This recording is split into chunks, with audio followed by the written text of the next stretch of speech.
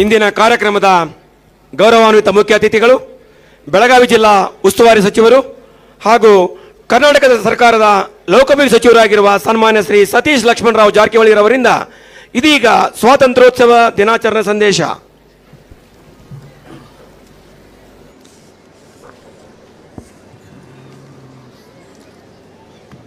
ಎಲ್ಲರಿಗೂ ಆತ್ಮೀಯ ನಮಸ್ಕಾರಗಳು. 78ನೇ ಸ್ವಾತಂತ್ರ್ಯೋತ್ಸವದ ದಿನಾಚರಣೆಯ ಈ ಶುಭ ಸಂದರ್ಭದಲ್ಲಿ ಇಲ್ಲಿ ಉಪಸ್ಥಿತಿರುವ ಎಲ್ಲ ಸ್ವತಂತ್ರ ಹೋರಾಟಗಾರರೇ, ಜಿಲ್ಲೆಯ ಸಮಸ್ತ ಚುನಾಯಿತ ಪ್ರತಿನಿಧಿಗಳೇ, ಗಣ್ಯಮಾನ್ಯರೇ, ಎಲ್ಲ ಆಮಂತ್ರಿತರೇ, ಅಧಿಕಾರಿ ವರ್ಗದವರೇ, ನಾಗರಿಕ ಬಂಧುಗಳೇ, ಮಾಧ್ಯಮದ ಮಿತ್ರರೇ, ವಿಶೇಷವಾಗಿ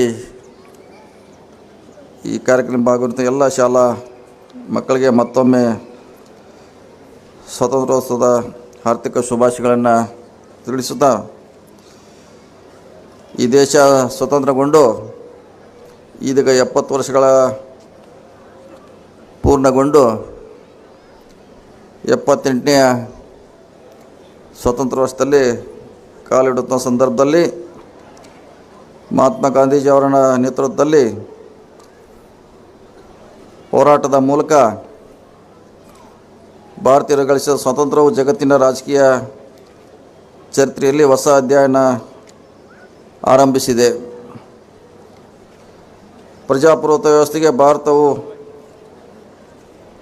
ಭದ್ರ ಬುನಾದಿ ಹಾಕಿದೆ. ಈ ಶುಭ ಸಂದರ್ಭದಲ್ಲಿ ಸ್ವತಂತ್ರ ಹೋರಾಟಗಾರ ರಾಷ್ಟ್ರಪಿತ ಮಹಾತ್ಮ ಗಾಂಧೀಜಿಯವರು, ಸಂವಿಧಾನ ಶಿಲ್ಪಿ ಡಾಕ್ಟರ್ ಬಾಬಾ ಸಾಹೇಬ್ ಅಂಬೇಡ್ಕರ್ ಅವರನ್ನು, ಸುಭಾಷ್ ಚಂದ್ರ ಬೋಸ್, ಜವಾಹರ್ಲಾಲ್ ನೆಹರು ಅವರು, ಲಾಲ್ ಬಹದ್ದೂರ್ ಶಾಸ್ತ್ರಿ ಅವರು, ಬಾಲ ಗಂಗಾಧರ್ ತಿಲಕ್ ಸೇರಿದಂತೆ ಅನೇಕ ಮಾನ್ಯರ ನೆನಪಿಸಿಕೊಳ್ಳುವುದು ನಮ್ಮೆಲ್ಲರ ಆದ್ಯ ಕರ್ತವ್ಯವಾಗಿದೆ. ಪ್ರತಿಭಾ ಹೋರಾಟಗಾರರು, ಅಪ್ಪಟ ದೇಶಭಕ್ತರು, ಸ್ವಾಭಿಮಾನಿ ಸೇನಾನಿಗಳು, ದೇಶಕ್ಕೆ ಕೊಡುಗೆ ನೀಡುವ ನಮ್ಮ ಬೆಳಗಾವಿ ಜಿಲ್ಲೆ ಸ್ವತಂತ್ರ ಹೋರಾಟದಲ್ಲಿ ಮುಂಚೂಣಿಯಲ್ಲಿ ಇತ್ತು. ಕಿತ್ತೂರು ರಾಣಿ ಚೆನ್ನಮ್ಮ ಮೊಳಗಿಸಿದ ಸ್ವತಂತ್ರ ಕಾಡಿಗಿಚ್ಚಿನಂತೆ ಎಲ್ಲೆಡೆ ಹಬ್ಬಿತ್ತು. ಸ್ವತಂತ್ರ ಹೋರಾಟಕ್ಕೆ ಧುಮುಕಿದ ಮೊದಲು ಮಹಿಳಾ ಎಂಬ ಹೆಗ್ಗಳಿಕೆ ಹೊಂದಿದ ಚೆನ್ನಮ್ಮ ಆಂಗ್ಲರ ಈಸ್ಟ್ ಇಂಡಿಯಾ ಕಂಪನಿಯ ದುಃಸ್ವಪ್ನವಾಗಿ ಕಾಡಿದ್ದರು. ಅದೇ ರೀತಿ ಕಿತ್ತೂರು ಸಂಸ್ಥಾನದಲ್ಲಿ ಸೇನಾಪತಿಯಾಗಿದ್ದ ಸಂಗೊಳ್ಳಿ ರಾಯಣ್ಣರು ಆಂಗ್ಲರ ಬಂಧುಗಳಿಗೆ ಬೆದರದೆ ತಾಯ್ನಾಡಿನ ಸ್ವಾತಂತ್ರ್ಯಕ್ಕಾಗಿ ನೇಣುಗಂಬಕ್ಕೆ ಇರಿದ ಅಪ್ರತಿಮ ದೇಶಭಕ್ತ. ಅಂತ ರಾಯಣ್ಣ ಹುಟ್ಟಿದ ಆಗಸ್ಟ್ 15ರಂದು, ವೀರರಮಣ ಒಪ್ಪಿದ್ದು ಜನವರಿ 26ರಂದು. ಸ್ವಾತಂತ್ರ್ಯ ಹೋರಾಟದಲ್ಲಿ ಮುಂಚೂಣಿಯಲ್ಲಿ ಇದ್ದ ಮತ್ತೊಬ್ಬ ಮಾನ್ಯರು ಶ್ರೀ ಗಂಗಾಧರ ದೇಶಪಾಂಡೆ ಅವರು. ಕರ್ನಾಟಕದ ಸಿಂಹ ಹಾಗೂ ಕರ್ನಾಟಕದ ಖಾದಿ ಭಗೀರಥ ಎಂದು ಗುರುತಿಸಿಕೊಂಡಿದ್ದ ದೇಶಪಾಂಡೆ ಅವರ ಕೊಡುಗೆ ಅಪಾರ. ಇವರ ಜನತೆಗೆ ಪ್ರತ್ಯಕ್ಷ ಹಾಗೂ ಪರೋಕ್ಷವಾಗಿ ಸ್ವತಂತ್ರ ಹೋರಾಟದಲ್ಲಿ ಭಾಗವಹಿಸಿದ ಅನೇಕರನ್ನು ಇಂದು ನಾವು ನೆನೆಸಿಕೊಳ್ಳಬೇಕಾಗಿದೆ. ಮಾನ್ಯ ಶ್ರೀ ಸಿದ್ದರಾಮಯ್ಯವರ ನೇತೃತ್ವದಲ್ಲಿ ನಮ್ಮ ಸರ್ಕಾರವು ಅನೇಕ ಜನಪರ ಕಾರ್ಯಕ್ರಮ ರೂಪಿಸಿದೆ. ಸಾಮಾಜಿಕ ನ್ಯಾಯ ಮತ್ತು ಸಮಾನತೆ ಹಾದಿಯಲ್ಲಿ ದೃಢವಾದ ಹೆಜ್ಜೆಯನ್ನು ಇಟ್ಟಿದೆ. ಜನರಿಗೆ ನೀಡಿದ ಭರವಸೆಯಂತೆ 5 ಗ್ಯಾರಂಟಿ ಯೋಜನೆಯಾದ ಶಕ್ತಿ, ಅನ್ನಭಾಗ್ಯ, ಗೃಹಜ್ಯೋತಿ, ಗೃಹಲಕ್ಷ್ಮಿ ಮತ್ತು ಯೌವನಿಧಿ ಯೋಜನೆಗಳನ್ನು ಯಶಸ್ವಿಯಾಗಿ ಅನುಷ್ಠಾನಗೊಳ್ಳುವುದರ ಜೊತೆಗೆ ರಾಜ್ಯದ ಸರ್ವತೋಮುಖ ಪ್ರಗತಿಗೆ ಶ್ರಮಿಸುತ್ತಿದೆ. ರಾಷ್ಟ್ರಪಿತ ಮಹಾತ್ಮ ಗಾಂಧಿಯವರ ಅಧ್ಯಕ್ಷತೆಯಲ್ಲಿ 1924ರಲ್ಲಿ ಬೆಳಗಾವಿಯಲ್ಲಿ ಕಾಂಗ್ರೆಸ್ ಅಧಿವೇಶನ ಜರುಗಿ ಇಂದಿಗೆ 100 ವರ್ಷಗಳ ಪೂರ್ಣಗೊಳ್ಳುತ್ತಿರುವ ಈ ಸಂದರ್ಭದಲ್ಲಿ ಕಾಂಗ್ರೆಸ್ ಅಧಿವೇಶನದ ಶತಮಾನೋತ್ಸವ ಸಮಾರಂಭವನ್ನು ಅರ್ಥಪೂರ್ಣವಾಗಿ ಆಚರಿಸಲು ನಮ್ಮ ಸರ್ಕಾರವು ನಿರ್ಧರಿಸಿದೆ. ಇದಕ್ಕಾಗಿ ಅವ್ಯಯದಲ್ಲಿ 2 ಕೋಟಿ ರೂಪಾಯಿಗಳ ಕೂಡ ಮೀಸಲಿಡಲಾಗಿದೆ. ಸ್ವಾತಂತ್ರ್ಯದ ಈ ಸಂದರ್ಭದಲ್ಲಿ ಬೆಳಗಾವಿ ನಗರ ಸೇರಿದಂತೆ ನಮ್ಮ ಜಿಲ್ಲೆಯಲ್ಲಿ ಕೈಗೊಂಡ ಕೆಲವು ಅಭಿವೃದ್ಧಿ ಕೆಲಸಗಳನ್ನು ತಮ್ಮ ಗಮನಕ್ಕೆ ತರಬಯಸುತ್ತೇನೆ. 5 ಗ್ಯಾರಂಟಿ ಯೋಜನೆಯಾದ ಒಂದು ಶಕ್ತಿ ಯೋಜನೆ. ಬೆಳಗಾವಿ ಜಿಲ್ಲೆಯಲ್ಲಿ ಪ್ರತಿದಿನ ಸರಾಸರಿ 5.40 ಲಕ್ಷ ಪ್ರಯಾಣಿಕರು ಶಕ್ತಿ ಯೋಜನೆ ಪ್ರಾರಂಭದಿಂದ ಇಲ್ಲಿವರೆಗೆ ಸರಾಸರಿ ಒಟ್ಟು 7.65 ಲಕ್ಷ ಪ್ರಯಾಣಿಕರು ಪ್ರಯಾಣಿಸುತ್ತಿದ್ದಾರೆ. ಅದರಿಂದ ಒಟ್ಟು 2.25 ಲಕ್ಷ ಪ್ರಯಾಣಿಕರ ಸಂಖ್ಯೆ ಪ್ರತಿದಿನ ಹೆಚ್ಚಳವಾಗುತ್ತದೆ. ಶಕ್ತಿ ಯೋಜನೆಯಲ್ಲಿ ಜೂನ್ 11, 23ರಿಂದ ಆಗಸ್ಟ್ 2024ರವರೆಗೆ 419 ದಿನಗಳ ಒಟ್ಟು 32 ಕೋಟಿ ಪ್ರಯಾಣಿಕರಲ್ಲಿ 20 ಕೋಟಿ ಮಹಿಳಾ ಪ್ರಯಾಣಿಕರು (62% ಪ್ರಯಾಣಿಸಿದ್ದು 473 ಕೋಟಿ ಮೊತ್ತದ ಶೂನ್ಯ ಟಿಕೆಟ್ ವಿತರಿಸಲಾಗಿದೆ. ಅದೇ ರೀತಿ ಅನ್ನಭಾಗ್ಯ, ಹಸಿವು-ಮುಕ್ತ ಕರ್ನಾಟಕ ಇದು ನಮ್ಮ ಸರ್ಕಾರದ ಮುಖ್ಯ ಧ್ಯೇಯವಾಗಿದ್ದು, ಇದಕ್ಕಾಗಿ ರಾಜ್ಯ ಸರ್ಕಾರವು 5 ಗ್ಯಾರಂಟಿಗಳ ಪ್ರಮುಖವಾದ ಗ್ಯಾರಂಟಿ ಅನ್ನಭಾಗ್ಯ ಯೋಜನೆಯನ್ನು ಜಾರಿಗೊಳಿಸಿದೆ. ಜುಲೈ 23ರಿಂದ ಜೂನ್ 24ರವರೆಗೆ 613 ಕೋಟಿ ಮೊತ್ತವನ್ನು ಜಿಲ್ಲಾ ಫಲಾನುಭವಿಗಳಿಗೆ ಬ್ಯಾಂಕ್ ಖಾತೆಗೆ ಜಮಾ ಮಾಡಲಾಗಿದೆ. ಅನ್ನಭಾಗ್ಯ ಯೋಜನೆಯಲ್ಲಿ ಒಟ್ಟು 37.56 ಲಕ್ಷ ಪ್ರತಿ ಮಾಹಿಗೆ ಉಚಿತವಾಗಿ ಇದರ ಸದುಪಯೋಗ ಪಡೆಯುತ್ತಿದ್ದಾರೆ. ಈ ಯೋಜನೆ ಪ್ರತಿ ಮಾಹೆಯಲ್ಲಿ 20,000 ಮೆಟ್ರಿಕ್ ಟನ್ ಅಕ್ಕಿ ಹಾಗೂ ಫಲಾನುಭವಿಗಳ ಬ್ಯಾಂಕ್ ಖಾತೆಗೆ TDBT ಮೂಲಕ ಜಮಾ ಮಾಡಲು 60 ಕೋಟಿ ಅನುದಾನ ಸರ್ಕಾರ ವೆಚ್ಚ ಮಾಡಲಾಗುತ್ತದೆ.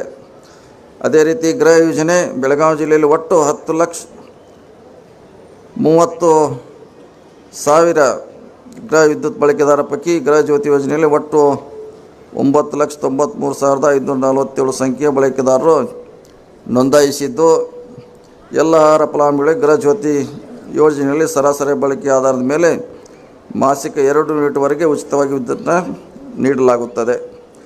ಗಂಗಾ ಕಲ್ಯಾಣ ಯೋಜನೆಯಲ್ಲಿ ಬೆಳಗಾವಿ ಜಿಲ್ಲೆಯ ಆರ್ಥಿಕ ವರ್ಷ 24-20ರಲ್ಲಿ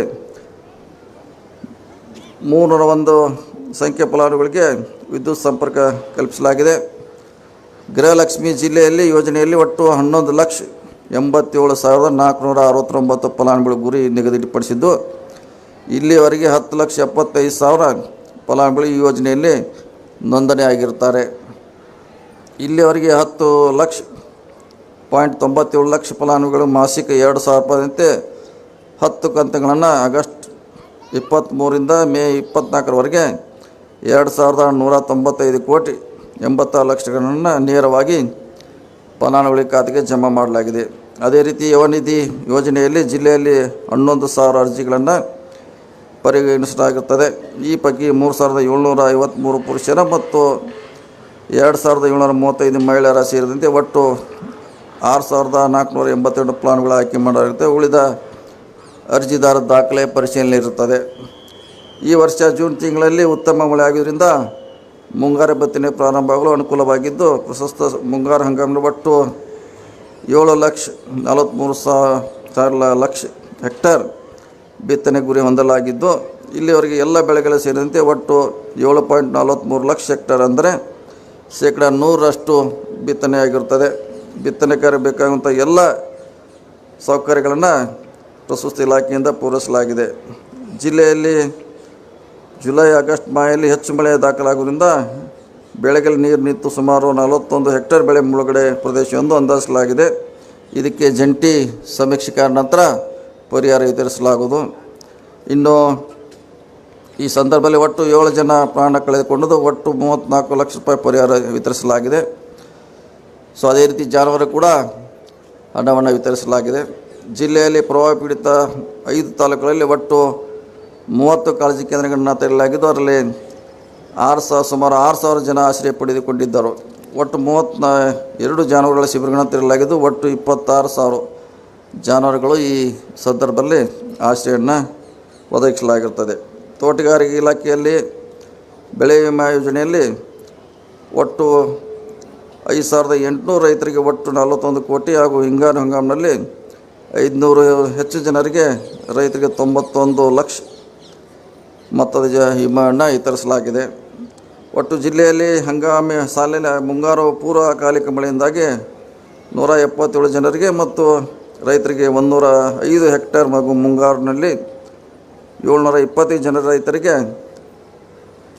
372.31 ಹೆಕ್ಟೇರ್ ಪ್ರದೇಶಕ್ಕೆ ಬಾಳೆ, ಪಪ್ಪಾಯಿ, ತರಕಾರಿ ಮತ್ತು ಇತರೆ ತೋಟಗಾರಿಕೆ ಬೆಳೆ ಹಾನಿಯಾಗಿದ್ದು, ಇದಕ್ಕೆ 82 ಲಕ್ಷ ಬೆಳೆ ಪರಿಹಾರವನ್ನು ಸಲ್ಲಿಸಲಾಗುತ್ತದೆ. ಆರೋಗ್ಯ ಮತ್ತು ಕುಟುಂಬ ಇಲಾಖೆಯಲ್ಲಿ ಇಂಜಿನಿಯರಿಂಗ್ ವಿಭಾಗದಿಂದ ಜಿಲ್ಲೆಯಲ್ಲಿ ನಗರ ಸೂಪರ್ ಸ್ಪೆಷಾಲಿಟಿ ಆಸ್ಪತ್ರೆ 20 ಸರ್ಕಾರಿ ಆರೋಗ್ಯ ಸಂಸ್ಥೆ ಕಟ್ಟಡಗಳ ಕಾಮಗಾರಿ ಪ್ರಗತಿಯಲ್ಲಿ ಇದ್ದು ಇದಕ್ಕೆ ಸುಮಾರು 374 ಕೋಟಿ ಅಂದಾಜು ವೆಚ್ಚದಲ್ಲಿ ಕಾಮಗಾರಿಯನ್ನು ಪೂರ್ಣಗೊಂಡು ಕೆಲಸ ಪ್ರಗತಿಯಲ್ಲಿದೆ. ಆಯುಷ್ಮಾನ್ ಭಾರತ ಪ್ರಧಾನಮಂತ್ರಿ ಜನ ಆರೋಗ್ಯ ಕರ್ನಾಟಕ ಯೋಜನೆಯಲ್ಲಿ ಇಲ್ಲಿವರೆಗೆ ಒಟ್ಟು 4.46 ಲಕ್ಷ ಫಲಾನುಭವಿಗಳಿಗೆ 337 ಕೋಟಿ ವಿನಿಯೋಗಿಸಲಾಗಿದೆ. ಜಿಲ್ಲೆ, ನಗರ ಹಾಗೂ ಪಟ್ಟಣ ಪ್ರದೇಶದಲ್ಲಿ 36 ನಮ್ಮ ಕ್ಲಿನಿಕ್ಗಳ ಕಾರ್ಯ ನಿರ್ವಹಿಸಿದ್ದು ಸಾಂಕ್ರಾಮಿಕ ರೋಗಗಳ ಜಿಲ್ಲೆಯಲ್ಲಿ ಹತೋಟಿಯಲ್ಲಿರುತ್ತದೆ. ಬೆಳಗಾವಿ ಜಿಲ್ಲೆಯ ಪ್ರಸ್ತುತ ತುಬ್ಚಿ, ಬಬಲೇಶ್ವರ, ಬಸವೇಶ್ವರ, ಕೆಂಪವಾಡ, ವೆಂಕಟೇಶ್ವರ, ಗೊಡಚಿನಮಲ್ಕಿ, ಚಚಡಿ, ಮೋರಗೋಡ್, ಶ್ರೀ ರಾಮೇಶ್ವರ, ಅಡವಿಸಿದ್ದೇಶ್ವರ, ಶಂಕರಲಿಂಗ, ಮಹಾಲಕ್ಷ್ಮಿ, ಮಾರ್ಕಂಡಿಗೆ ಒಟ್ಟು 11 ಏತ ನೀರಾವರಿ ಯೋಜನೆಗಳು ಪ್ರಗತಿಯಲ್ಲಿರುತ್ತವೆ. ಬಾಗಲಕೋಟೆ ಜಿಲ್ಲೆಯ 3 ತಾಲೂಕುಗಳಲ್ಲಿ 13,000 ಹೆಕ್ಟೇರ್ ಮತ್ತು ಬಿಜಾಪುರ ಜಿಲ್ಲೆಯ 44,000 ಹೆಕ್ಟೇರ್ ಕ್ಷೇತ್ರಕ್ಕೆ ನೀರಾವರಿ ಸೌಲಭ್ಯಕ್ಕೆ ಕಲ್ಪಿಸಿಕೊಡಲಾಗಿದೆ. ಈ ಮೇಲ್ಗಂಡ ಏತ ನೀರಾವರಿ ಯೋಜನೆ ಇದುವರೆಗೆ 5,000ಕ್ಕೂ ಹೆಚ್ಚು ಹಣವನ್ನು ವೆಚ್ಚ ಮಾಡಲಾಗಿರುತ್ತದೆ. ಜಿಲ್ಲಾ ಪಂಚಾಯತ್ ವತಿಯಿಂದ ಬೆಳಗಾವಿ ಜಿಲ್ಲಾ ವಿಭಾಗದಲ್ಲಿ ಕಾರ್ಯಾಚರಣೆ ಮತ್ತು ನಿರ್ವಹಣೆಯಲ್ಲಿ 25 ಬಹುಗ್ರಾಮ ಕುಡಿಯುವ ನೀರಿನ ಯೋಜನೆಯಲ್ಲಿ ಒಟ್ಟು 262 ಜನವಸತಿ ನದಿ ಮೂಲಗಳಿಂದ ಕುಡಿಯುವ ನೀರು ಒದಗಿಸಲಾಗುತ್ತದೆ. ಬೆಳಗಾವಿ ವಿಭಾಗ ವ್ಯಾಪ್ತಿಯಲ್ಲಿ ಹೊಸದಾಗಿ 4 ಬಹುಗ್ರಾಮ ಯೋಜನೆಗಳನ್ನು ಯೋಜಿಸಲಾಗಿದ್ದು ಒಟ್ಟಾರೆ 4 ಬಹುಗ್ರಾಮ ಯೋಜನೆಯ ಅನುಷ್ಠಾನಕ್ಕೆ 1,440 ಕೋಟಿ ಕ್ರಿಯಾಯೋಜನೆ ಅನುಮೋದನೆ ನೀಡಲಾಗುತ್ತದೆ. ಚಿಕ್ಕೋಡಿ ವಿಭಾಗಕ್ಕೆ ಸಂಬಂಧಿಸಿದಂತೆ ಒಟ್ಟು 9 ಹೊಸ ಕುಡಿಯುವ ನೀರಿನ ಯೋಜನೆಯನ್ನು ಪ್ರಸ್ತಾಪಿಸಿ ಅದರಲ್ಲಿ ಅಥಣಿ, ಚಿಕ್ಕೋಡಿ, ಗೋಕಾಕ್, ರಾಯಬಾಗ್ ತಾಲೂಕಿಗೆ ಹುಕ್ಕೇರಿಗೆ ಒಟ್ಟು 2ರಂತೆ ಯೋಜನೆ ಆಡಳಿತಾತ್ಮಕ ಮಂಜೂರಾತಿ ದೊರಕಿಸಲಾಗಿದೆ. 24-25 ಸಾಲಿನಲ್ಲಿ ಮಹಾತ್ಮ ಗಾಂಧಿ ರಾಷ್ಟ್ರೀಯ ಗ್ರಾಮೀಣ ಉದ್ಯೋಗ ಖಾತ್ರಿ ಯೋಜನೆಯಲ್ಲಿ ಇಲ್ಲಿವರೆಗೆ 7.89 ಲಕ್ಷ ಕುಟುಂಬಗಳಿಗೆ ನೋಂದಣಿಯಾಗಿದ್ದು 7.89 ಲಕ್ಷ ಉದ್ಯೋಗ ಚೀಟಿಗಳನ್ನು ವಿತರಿಸಲಾಗಿರುತ್ತದೆ. 130 ಲಕ್ಷ ಮಾನವದಿನಗಳ ಗುರಿ ನಿಗದಿಪಡಿಸಲಾಗಿದ್ದು ಅದರ ಪೈಕಿ 58.60 ಲಕ್ಷಗಳಷ್ಟು ಮಾನವದಿನಗಳನ್ನು ಸೃಜಿಸಿ ಶೇಕಡ 45% ಪ್ರಗತಿ ಸಾಧಿಸಲಾಗಿದೆ.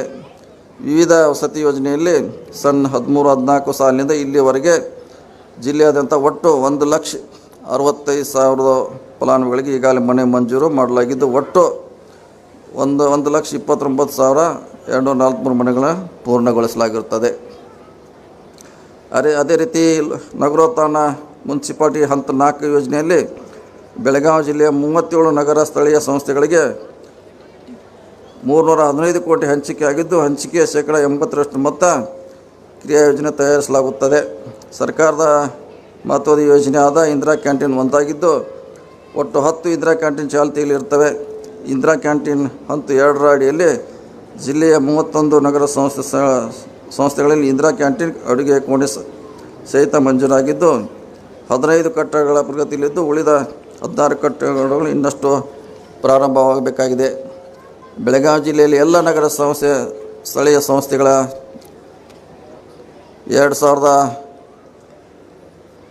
2015ರಿಂದ ಇಲ್ಲಿಯವರೆಗೆ ಒಟ್ಟು 13,000 ಮನೆಗಳ ಪೂರ್ಣಗೊಳಿಸಲಾಗಿರುತ್ತದೆ ಹಾಗೂ 1,700 ಮನೆಗಳ ಪ್ರಗತಿಯಲ್ಲಿರ್ತವೆ.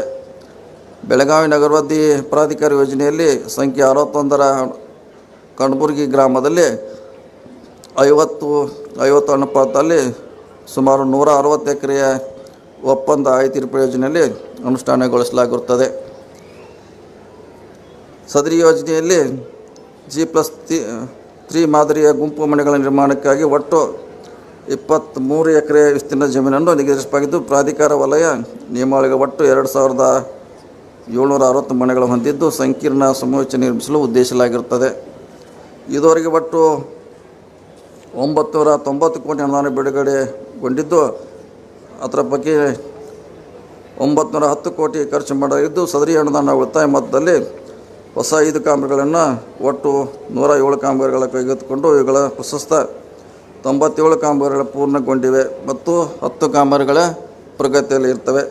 ಪ್ರಸ್ತುತ ಪ್ರಗತಿರುವ ಎಲ್ಲ ಕಾಮಗಾರಿಗಳ ಯೋಜನೆ ಮಾರ್ಚ್ 25ರಂತೆ ಮುಕ್ತಾಯಗೊಳಿಸಲಾಗುವುದು. ಬೆಳಗಾವಿ ನಗರ ಸೇರಿದಂತೆ ಸಮಸ್ತ ಅಭಿವೃದ್ಧಿ ಸರ್ಕಾರವು ಬದ್ಧವಿದ್ದು ಈ ನಿಟ್ಟಿನಲ್ಲಿ 10 ಹೊಸ ಯೋಜನೆಗಳನ್ನು ರೂಪಿಸಿ ಕಾಲಮಿತಿಯೊಳಗೆ ಜಾರಿಗೊಳಿಸಲಾಗುವುದು. ಈ ಸಾರಿ ನಮ್ಮ ಇಲಾಖೆಯಿಂದ ರಾಯಬಾಗ್ ಪಟ್ಟಣಕ್ಕೆ ರಿಂಗ್ ರಸ್ತೆಯನ್ನು ಹೊಸದಾಗಿ ಮಾಡುವಂಥ ಒಂದು ಯೋಜನೆಯನ್ನು ಹಮ್ಮಿಕೊಂಡಿದ್ದೀವಿ ರಾಯಬಾಗ್ ಪಟ್ಟಣಕ್ಕೆ. ಅದೇ ರೀತಿ ಬೆಳಗಾವಿ ನಗರದ ವಕೀಲರ ಸಂಘಕ್ಕೆ ಅವರ ಕಟ್ಟಡ ಕೂಡ ಹೊಸದಾಗಿ ಅನುದಾನವನ್ನು ಬಿಡುಗಡೆಗೊಳಿಸಲಾಗುತ್ತದೆ. ಇನ್ನು ಮಲೆನಾಡು ಭಾಗದಲ್ಲಿ ಕಾಲು ಸಂಘ ವಿದ್ಯಾರ್ಥಿಗಳಿಗೆ ವಿಶೇಷವಾಗಿ ನಮ್ಮ ಇಲಾಖೆ ಭಾಳಷ್ಟು ವಿಶೇಷ ಆಸಕ್ತಿ ಐತಿ. ಕಳೆದ ಸಾಲಿನಲ್ಲಿ 100 ಕಾಲು ಸಂಘಗಳನ್ನು ವಿದ್ಯಾರ್ಥಿಗಳಿಗೆ ವಿಶೇಷವಾಗಿ ಕೊಡಲಾಗಿದೆ. ಈ ಸಾರಿ 200 ಬ್ರಿಡ್ಜನ್ನು 200 ನಮ್ಮ ಇಲಾಖೆ ಕಾಲು ಸಂಘಗಳ ವಿದ್ಯಾರ್ಥಿಗಳಿಗೆ ವಿಶೇಷವಾಗಿ ಯೋಜನೆಯನ್ನು ರೂಪಿಸಿದೆ. ಮತ್ತು ಕಳೆದ ಸಾರಿ ಗೋಕಾಕ್, ಚಿಕ್ಕೋಡಿ ಮತ್ತು ರಾಯಬಾಗ್ ವಕೀಲರ ಸಂಘಕ್ಕೆ ಸುಮಾರು 3 ಕೋಟಿ ರೂಪಾಯಿ ಅವರ ಕಟ್ಟಡಕ್ಕೆ ಅನುದಾನವನ್ನು ಒದಗಿಸಲಾಗಿದೆ. ಇನ್ನೂ ಹಲವಾರು ಕಾರ್ಯಕ್ರಮವನ್ನು ನಮ್ಮ ಇಲಾಖೆ ಮತ್ತು ಸರ್ಕಾರ ರೂಪಿಸಿದೆ ಅಂತ ಹೇಳಕ್ಕೆ ನನಗೆ ಭಾಳ ಹೆಮ್ಮೆ ಅನಿಸ್ತದೆ. ಆತ್ಮೀಯ ಬಂಧುಗಳೇ, ಲಕ್ಷಾಂತರ ಜನರು ದೇಶದ ಸ್ವಾತಂತ್ರ್ಯಕ್ಕಾಗಿ ತಮ್ಮ ಬದುಕನ್ನೇ ಪಣಕ್ಕಿಟ್ಟು ಹೋರಾಡಿದರು. ಸೆರೆವಾಸ ಅನುಭವಿಸಿದವರು, ಆಂಗ್ಲರ ಗುಂಡಿಗೆ ಬಲಿಯಾದವರು, ನೇಣುಗಂಬವನ್ನು ಏರಿದವರು, ಅವರ ಹೋರಾಟದ ಫಲವಾಗಿ ಇಂದು ನಾವು ಸ್ವಾತಂತ್ರ್ಯವನ್ನು ಅನುಭವಿಸ್ತಿದ್ದೇವೆ. ಈ ರೀತಿಯಲ್ಲಿ ಏಕತೆ ಸಾಧಿಸುವ ನಮ್ಮ ದೇಶವು ಸ್ವತಂತ್ರಗೊಂಡ ಈ 77 ವಸಂತಗಳಲ್ಲಿ ಶಿಕ್ಷಣ, ವಿಜ್ಞಾನ, ತಂತ್ರಜ್ಞಾನ, ಕ್ರೀಡೆ, ವೈದ್ಯಕೀಯ ಮತ್ತು ಸಾಮಾಜಿಕ ಹಾಗೂ ಕಲೆ, ಸಾಂಸ್ಕೃತಿಕ ವಲಯಗಳಲ್ಲಿ ವಿಶಿಷ್ಟ ಸಾಧನೆ ಗೈದು ವಿಶ್ವದ ಮುಂಚಿನ ರಾಷ್ಟ್ರವಾಗಿ ಹೊರಹೊಮ್ಮಿದೆ.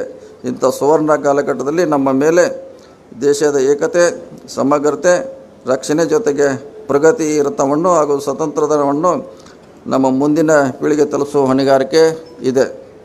ಎಲ್ಲರಿಗೂ ಮತ್ತೊಮ್ಮೆ ಸ್ವಾತಂತ್ರ್ಯ ಶುಭಾಶಯಗಳನ್ನು ತಿಳಿಸುತ್ತಾ ನನ್ನ ಮಾತುಗಳನ್ನು ಮುಗಿಸ್ತೇನೆ. ಜೈ ಭಾರತ್, ಜೈ ಕರ್ನಾಟಕ.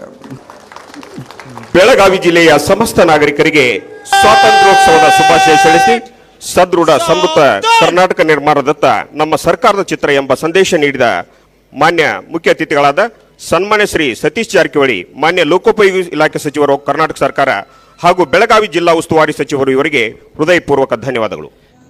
ಹಲೋ ಫ್ರೆಂಡ್ಸ್, ಈ ಒಂದು ಪಾರ್ಟ್ 2 ವಿಡಿಯೋ ನಿಮ್ಗೆ ಹೆಂಗೆ ಅನಿಸ್ತು ಅಂತೇಳಿ ಕಮೆಂಟ್ ಮಾಡಿರಿ ಹಾಗೂ ಲೈಕ್ ಮಾಡಿರಿ. ನನ್ನ ಈ ಒಂದು ಪಾರ್ಟ್ 2 ವಿಡಿಯೋದೊಳಗೆ ನಿಮ್ಗೆ ಒಂದು ಜಿಲ್ಲಾ ಉಸ್ತುವಾರಿ ಸಚಿವರಾದಂತಹ ಶ್ರೀ ಸತೀಶ್ ಜಾರಕಿಹೊಳಿ ಸರ್ ಅವರು ಈ ಒಂದು ಭಾಷಣ ಮಾಡಿದ್ರಲ್ಲ, ಆ ಒಂದು ಭಾಷಣ ನಿಮ್ಗೆ ಹೆಂಗೆ ಅನಿಸ್ತು ಅಂತೇಳಿ ಕಮೆಂಟ್ ಮಾಡಿರಿ. ಮತ್ತು ಈ ಒಂದು ವಿಡಿಯೋನ ಶೇರ್ ಮಾಡಿರಿ. ಇನ್ನೂ ನಮ್ಮ ಚಾನಲ್ ಯಾರು ಸಬ್ಸ್ಕ್ರೈಬ್ ಮಾಡ್ಕೊಂಡಿಲ್ಲ, ಸಬ್ಸ್ಕ್ರೈಬ್ ಮಾಡಿಕೊಳ್ಳೋರಿ ಅಂತ ಹೇಳ್ತಾ ಈ ಒಂದು ವಿಡಿಯೋನ ಪಾರ್ಟ್ 2 ವಿಡಿಯೋನ ಇಲ್ಲಿಗೆ ಎಂಡ್ ಮಾಡೋಣ. ನಮಸ್ಕಾರ.